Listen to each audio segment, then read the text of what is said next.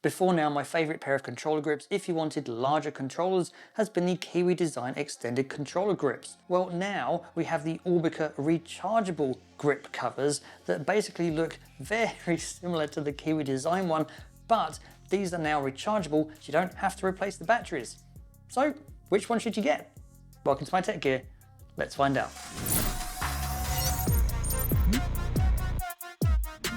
To install the Orbica grip covers, simply take the battery cover off your controller and take out your battery. Now take the rechargeable battery and place it inside that battery compartment. Now slide the controller into the grip cover and you'll know when it's in place because you'll hear a click when it is. And then at the top of the grip cover, make sure it goes over the halo ring and then stays in place by going over the two notches at the top. It is now all installed. To install the Kiwi Design grip cover, take off the battery cover and take out the battery. Now take your controller and slide it into the top of the grip cover. Slide it all the way in and you will hear an audible click when it's in place. Make sure the top of the grip cover goes over the ring and is kept in place by putting it over the two notches at the top. Once you've done that, take the original battery and put it into the battery compartment, making sure that the strip is underneath the battery, because that's just going to make it easier for taking out the battery at a later date. Once it's in, place the battery cover down, push it into place, and then you are all done.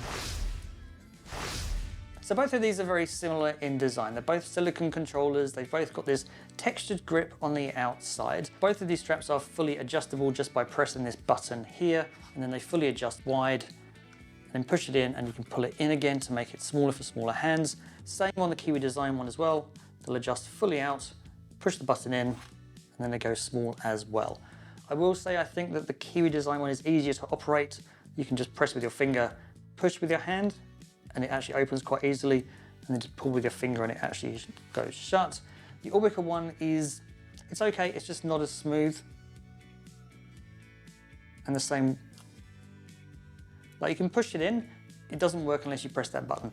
Some people actually might prefer that because it means it's a bit more of a secure grip. I just prefer the glide on the Kiwi one a bit better. There are some differences here. You will notice that the hand strap on the Orbicas is contoured up to the top, whereas on the Kiwi Design one here, it is the same width all the way from top to bottom, which means you might find the Orbica slightly easier to use if you've got maybe smaller hands or small to medium sized hands. Both of them go over the top of the controller halo and go onto these notches here to actually complete that seal.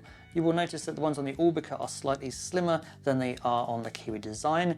Some people say that when they used the Kiwi Design one, it actually blocked a couple of sensors in the controllers and then they found that they were losing tracking. Personally, I've had no problem with that.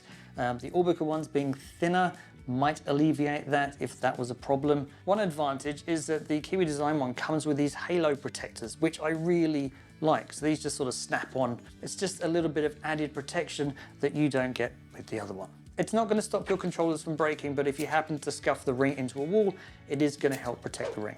It is worth pointing out that the Kiwi Design one still has the ability to attach a wrist strap if you want to, if you're one of those safety first kinds of people. However, the Orbica one doesn't have any hook or anything that you could attach a wrist strap to, so it is something that's missing off these. To be honest though, I personally haven't used a wrist strap in who knows how long, but it is just something to be aware of if you like to use a wrist strap. Now we get to the big differences, which is the battery. So on the Kiwi Design one itself, you've got this battery compartment here. So you open it up and you've got your battery underneath. You have this little tab which you open. Battery comes out, go and get a new one, put it back in again, and then close that compartment shut. So that's a lot easier than having to take the grip cover off completely. You can just get to your battery compartment through that door. Orbica one doesn't have that problem. And this is why it's a little bit more sleeker than the Kiwi Design one, because it's rechargeable. So there's no door, there's no compartment, it is fully sealed. And to charge these, there's a USB-C port at the bottom. Just plug the cable in, which comes with these covers out of the box, and it will charge. And it's easy to tell when it's charging because there's a red lightning bolt that comes on that tells you when it is, and it goes off when it's finished. There is one thing that's worth mentioning with the Orbicas, because the rechargeable battery that it comes with is only a 1000 milliamp hour battery. If you compare that to a standard battery, like the Eneloop batteries that I use with the Kiwi ones, they're a 1900 milliamp hour battery. So you're getting about half the battery life compared to a typical battery. I can kind of understand why they've done that though, because you don't need to have long batteries because you can easily plug it in and just keep recharging it, which also helps keep the controller lighter as well. It does mean that you're going to be charging this more than you would if you were just replacing the batteries on here. So I replace the batteries on these maybe once a month or something like that. It does depend how often you play. Whereas on here, Orbica say that you can get about 20 to 25 hours on a single charge. In reality, when I'm playing games, I think you're gonna be charging this about once every week or two. So yeah, it's about half the amount of power. But honestly, it's not a big deal because you just plug it in and it charges. It's super easy. So personally, I think they are both great controller grips. I think you'll be happy with either. They're both around $35. The price fluctuates a little bit when they have sales. And so really, it's just a case of picking the one that best suits your needs. Actually, let me know in the comments down below which of these you preferred. I will place purchase links to them down below so you can go check them out for yourself. If you want to check out some more great Quest 2 accessory ideas, then be sure to check out the link up here. Thanks for watching, and as always, I'll see you in the next one.